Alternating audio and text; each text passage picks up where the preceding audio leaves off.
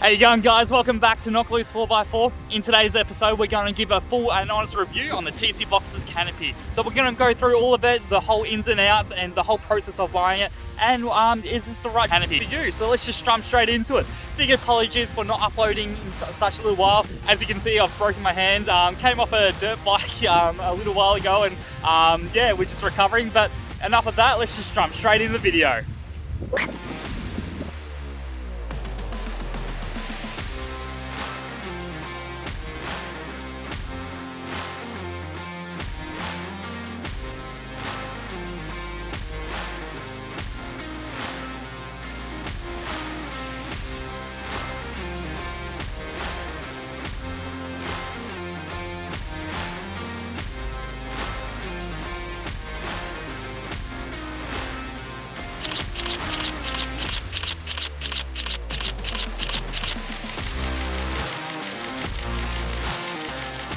So after I purchased my tray, I went down to TC Boxes in Pakenham.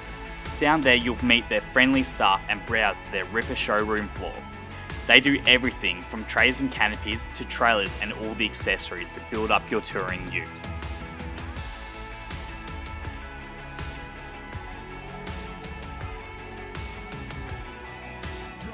I purchased their Jack-Off canopy as they are a well-known brand and known for their quality and lightweight canopies. When you purchase a TC Boxes canopy, the floor of the canopy doesn't sit level with the door, creating a 50mm lid for the canopy locks to lock on. I decided I wanted everything to sit level in the canopy, so I got hard at work to make a false floor. I stumbled across an issue with making the false floor. I'm not too sure if it was just my canopy or all TC Boxes canopies, but I found the canopy has a slight bow in the aluminium floor, throwing off the floor wood beams. Be mindful that I haven't even screwed it down yet, but you can just see how unlevel the TC Boxes canopy floor is. Where the center isn't as bad, well, that's actually not moving at all, but these two, the rear two down here, these are actually moving. So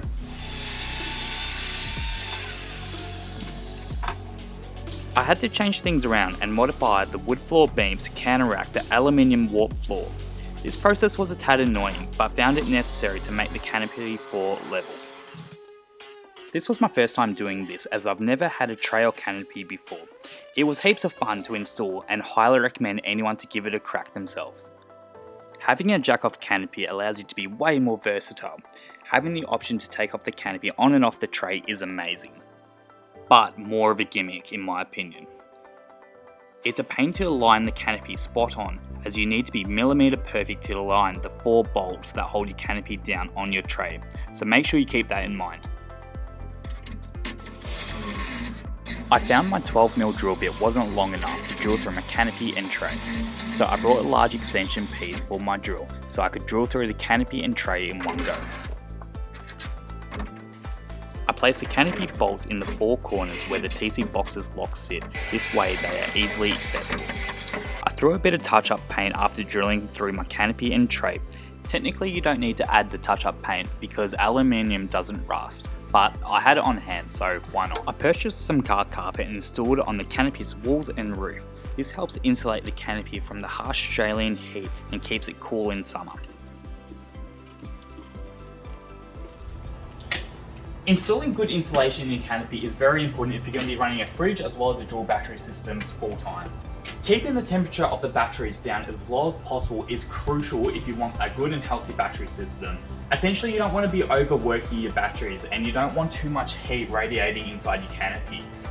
Not just keeping the batteries nice and healthy, it also protects the fridge. You don't want the fridge to be overworking and destroying more power than necessary. If it's drawing more power, then your batteries are going to get lower faster. So keeping it nice and cool and insulated is the best thing. The reason why I chose car carpet instead of traditional canopy insulation was pretty much due to cost. You can pick up car carpet really cheap. So you go down to Bunnings and you go down to the carpet section, and I was able to pick up a huge offcut for around about $100 or so. I was able to carpet the whole thing for about $100 compared to traditional canopy insulation is a lot more expensive. Carpet is a great insulator and it's very durable and strong. In my opinion, I really like it and it looks really sleek. Now let's quickly talk about my canopy setup. Now, as you can see, I haven't done too much. Now, I use my canopy all the time for work, so I have to be wary where I can put stuff because I need to put my gear in and all that, and I work out of it, so it has to be nice and accessible. I would love to deck it up like all those other guys and all that, but for my work and all that, it's not really that practical because I need to put stuff in and out. But what I've done is I've created this nice little corner for myself. This stuff is just temporary at the moment, but it actually works very well. So when I go camping or even on those weekend trips and all that. So I've got myself a 30-litre King's Draw fridge. This is fantastic for 2-3 days camping. You can get all your meats and all that. You can't have too many beers in there because it's only 30 litres, but you can have all your meats and all your salads and everything that you want in there, and it does the job. Now I'm running two 100 amp lithium batteries, so with this whole setup here, I can get around about 3 to 4 days fully off grid and all that, and it works an absolute treat. Now, the way that it charges is I've got myself a BC to DC Red Arc 3-stage battery charger. This is an absolute weapon of a battery charger. So essentially, I can charge my car through just by general driving as well as solar at the same time. Now, at the current moment, I'm not running solar, but when I get up to camp, I do have a solar blanket that I chuck up on the roof or when I'm camping, and it just trickles in when my car's not active. I've got myself a 800 watt inverter. Now I rarely use that, unless like absolute emergencies and all that. I've only probably used it about 2 or 3 times anyway, but I rarely use that. But I've got myself a travel buddy. Now travel buddies are absolutely fantastic, but I find with this little guy is see here, it doesn't have a latch. I've lost so many pies and all that going around corners and all that. So I don't want to be a pie. I don't like gravy. Made like a little hinge through a couple of cable ties and all that, nothing fancy at all, but it does the job, so it keeps my pies nice and safe. So let's talk about the Canopy Dimensions. So I opted in for the 1500mm canopy long jack-off canopy. So she's exactly 1500mm long. Now let's talk about how wide she is. So from outside of the lip to outside of the lip, she's 1760mm wide. Now they've got 2 struts either side holding the canopy door up. So this is the shortest distance. So let's measure this.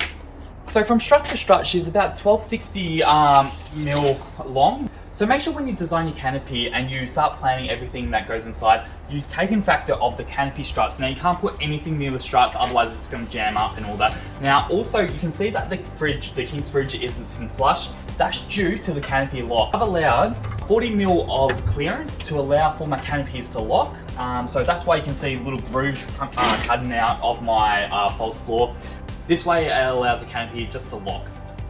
Now let's talk about the height of the canopy door. So from top to bottom, we've got about 700 mil of clearance. So there are a couple of support beams and all that. So if you just go under 700, she'll fit in perfectly if you have a false floor. But if you don't have a false floor and you just wanted to sit on the canopy floor, you've got yourself 1750. So I've lost 50 mil just by putting a false floor in. Was it worth it? Yes, it was. I want everything to sit flat. But that's something that you need to factorize when you buy yourself a canopy, that you may need to build a false floor. So let's talk about the powder coating on the TC Box's canopy. The TC Box's canopy has some really good powder coating, even though you can see some scratch marks that I went out forward driving, and it was pretty rough and pretty scratchy, but it held up an absolute treat. Compared to the Piranha Tray where I showed before, some little chip marks and all that, I've not seen anything bad about the TC Box's canopy. If you go forward driving and you're going to be driving in trees and all that, expect to get scratches and all that, but you know, for what it is, it's a really top-notch powder coating. My opinion, the TC Boxes Canopy powder coating is dramatically way better than the Piranha off-road tray. Now let's talk about the latches and hinges. The latches on these TC Boxes Canopy are pretty good. They are better than some other canopies out there because they're a dual latch. So having two latches side by side is a lot better than one single latch in the middle. Shaden had his old GQ and he had a single latch on his canopy. We went out for driving and he forgot to lock that one latch and he lost everything inside that canopy.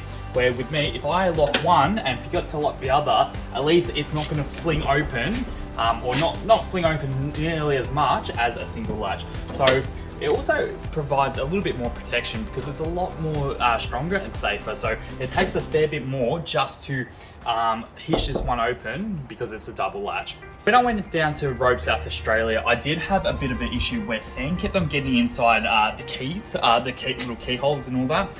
What actually happened is the sand and all that, like the water and all that from in the air and all that, got inside it so badly it seized up the lock.